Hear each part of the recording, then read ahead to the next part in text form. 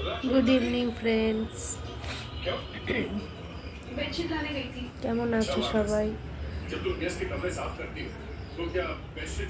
আসলে কালকে না এত জার্নিটা হয়েছে, আর আজকে সকালবেলা উঠে প্রচুর কাচাকুচি করেছি, সেই কারণে শরীরটা একটু, এমনি কিছু না, জাস্ট টায়ার্ডনেসটা বেশি। আমার যথারীতি এক কাপ বড় চা নিয়ে বসেছি, এই যে বড় কাপের এক কাপ চা। জানো তো ওখানে হোটেলে তো আর এত বড় কাপ দেবে না, এখানে ছোট ছোট কাপ। আমার না চা খেয়েই পোষাচ্ছিল না, উফ। এবার আদ্রিতের বাবা বলছে, তোমার নেশা কাটছে এইটুকু চা খেয়ে? তুমি তো শরবতের মতো গ্লাসের মতো চা খাও, এক গ্লাস চা খাও।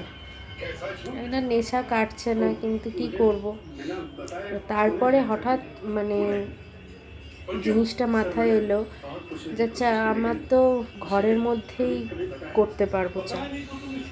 তো ওই কারণে আমি কি করতাম, একবার করে ওদের হোটেলে খেতাম, আর দুবার তিনবার করে ঘরেতে বানিয়ে নিতাম।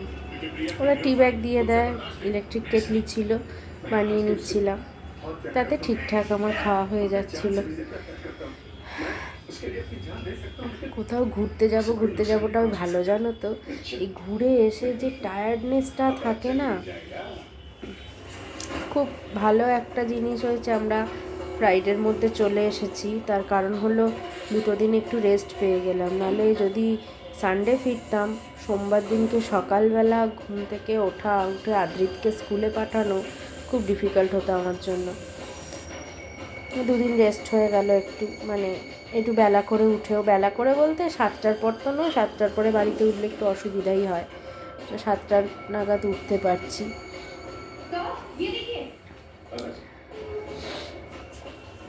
অনেকেই এই সময় ঘুরতে যাও, কে কোথায় গেছো আমাকে জানিও। আজকে না টায়ার্ড আছি তো, তাই খুব একটা কথা বলতে ভালো লাগছে না গো। ওই একটু, হ্যাঁ কালার করো। তাই আজকে অল্প একটুখানি গল্প করলাম তোমাদের সাথে। আবার নতুন একটা ভিডিওতে তোমাদের সাথে খুব মজা করে গল্প করব। কালকে আদ্রিতের একটা ছোট কম্পিটিশান আছে, ওই সিট অ্যান্ড ড্র কম্পিটিশান, তো ওইটারই আঁকা প্র্যাকটিস করছে ও, আর জিজ্ঞাসা করে গেল কালার করবে কি না।